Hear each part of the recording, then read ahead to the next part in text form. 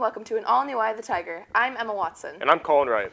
Next Friday is the Spring Sports Rally. Here are your spirit days for that week. Monday, dress up as the first letter of your name. Tuesday is red flags versus white lies. Wear a red shirt and write a toxic trait that you have, or wear a white shirt and write a white lie about yourself. Wednesday is Adam Sandler Day. Wear baggy clothes or dress up as a character from one of his movies. Thursday is soccer moms versus barbecue dads, and wear your class colors on Friday. In other news, Roseville High School Theater Company has continued to adjust to a post-pandemic stage. We go to Joshua Jones-Trammell for more on the drama productions. As the fourth quarter starts, Roseville High School's drama program tries to get back on its feet with its production of its one act.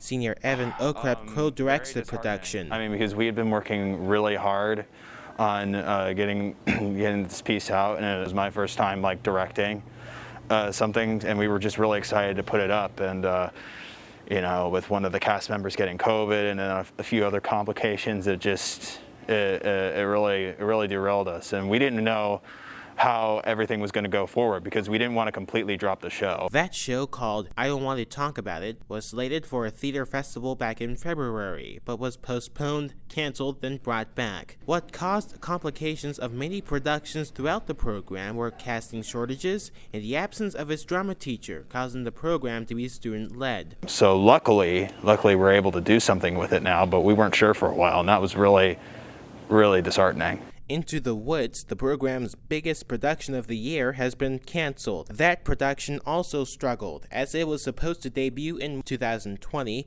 but COVID-19 upended the production to this day. These cancellations and postponements resulted in a loss of morale and revenue in the program, according to senior Eric Gale. I think people kind of not gave up on the program, but it's definitely not as strong as it used to be. We don't have as much money as we did, just because Into the Woods got canceled twice. We were able to do subtext. I'm not sure how much money that brought in, but it was a good amount, but it's had a bit of impact on us. Moving forward, senior Leilani Laurel suggests more flexibility at the program. There's definitely going to have to be a few changes in just more stability and preparation, and just making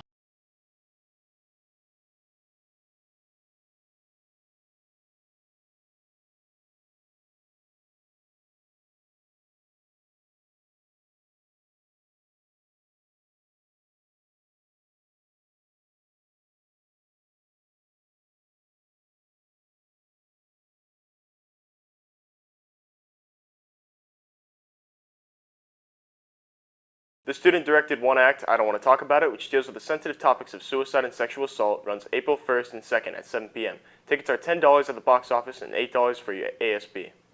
And now we go over to Jackson Hooker with sports. Thanks, Emma. Today in sports we are covering boys lacrosse first win in program history and softball versus Mid Creek.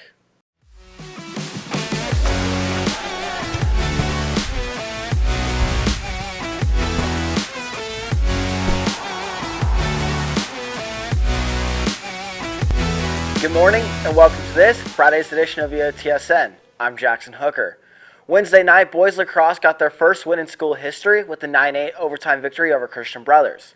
Sophomore Zane Cohen scored 3 goals, including the overtime game winner. It started off with a quick face-off, and a quick pickup by Owen Walker.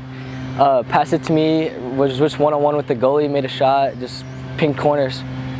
After that, it was like a big win for us. We got really hyped. First win in Roseville, being a lacrosse team. Leading up to their highly anticipated matchup against Mid Creek, softball had a Beat the Creek party. We go over to Ryan Irvine with more on the story. With the varsity softball team starting league, they will face many crosstown rival schools, no other more vile than the infamous Wood Creek. In preparation for the game, the team had to get together at one of their houses. Junior Genevieve Goldsworth feels like it was a lot of fun. It's kind of like a Beat the Creek party. Marissa made a cake.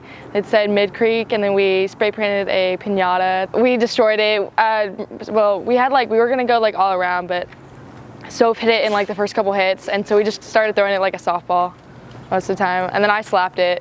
It was pretty fun. The team put their softball skills to the test with the piñata, having fun as they went. Sophomore Carissa Avila feels that because of her age, the experience is just that much better. I thought it was really fun. It was a really fun experience, especially for me, since me being younger and with older girls. I thought it was really fun. To end off the night, the team decided to pay their respects to a special someone. After all that, we did a little cleansing on our rally monkey named Rafiki.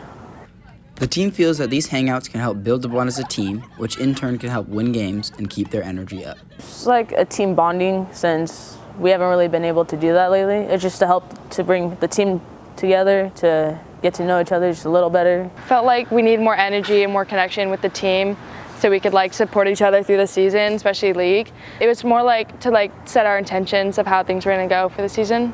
With their bond tight and spirit high, the team expects a big win over Roseville's crosstown rivals. We're gonna run rule them, absolutely demolish them, bury them under the ground, just kick them deep. It's Mid-Creek, that's for sure. Mid-Creek it was as Roseville showed out with a 6-0 win. Senior Malaya Johnson dominated on the mound, putting up a complete game shutout with 12 strikeouts.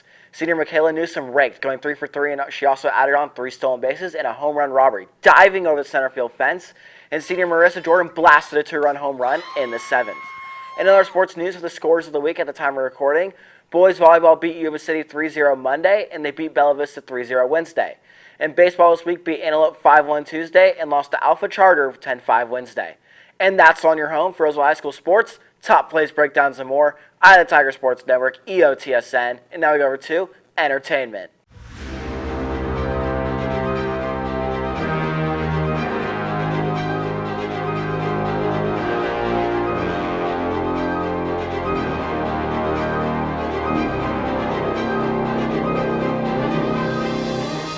Thanks, Jackson. Today is the release date for Tiny Tina's Wonderlands, the new installment in the Borderlands series. However, this is a standalone game from the other 4, picking up between Borderlands 2 and Borderlands 3. The graphics in this game are a definite fix from Borderlands 3, returning back to the original art style with a very user-friendly UI. In the game, there are 6 classes to choose from, with a 7th on the way in the coming year. Each class is unique in its own sense, but the game also introduces the concept of multi-classing, adding versatility to the characters that hasn't been seen in the Borderlands series so far. Also being introduced in this game is an interactive world map, where players can walk around an open map and explore things outside of the normal game, walking to new areas, experiencing random encounters, and finding new secrets.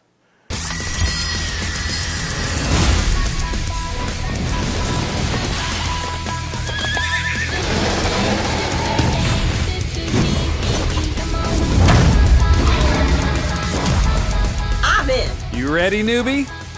Time for character sheets, baby!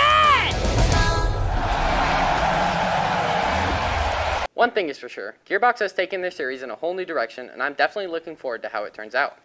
In other entertainment news, today is also the release date for Kirby and the Forgotten Land and Ghostwire Tokyo. Forgotten Land is the newest game in the Kirby series, after the last release 2 years ago. Not only is this the first fully 3D platformer in the series, but it also introduces 2 new abilities for Kirby to copy, as well as the new Mouthful mode, allowing Kirby to control large objects like cars. Ghostwire Tokyo is the newest release from Tango Gameworks, which also created the Evil Within series. It's set in a futuristic Tokyo, where supernatural enemies are roaming the streets, and you have to use your own paranormal abilities to defeat them, while attempting to solve the mystery surrounding the city. Also, rumors are arising on a new Harry Styles album coming May 20th, due to a cryptic Instagram post made Wednesday. And now we go back to news. Thanks, Lucas. One extracurricular plays louder and later than most. We go to Zoe Light with the story.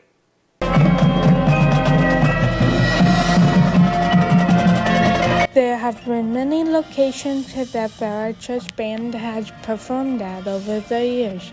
Senior and major Samantha Hakila enjoys the many special events the band has done so far. We've gotten a lot of people who've reached out and asked us to perform for them. There was a Gold Star family thing that happened down at the cemetery, and we were asked to play for that.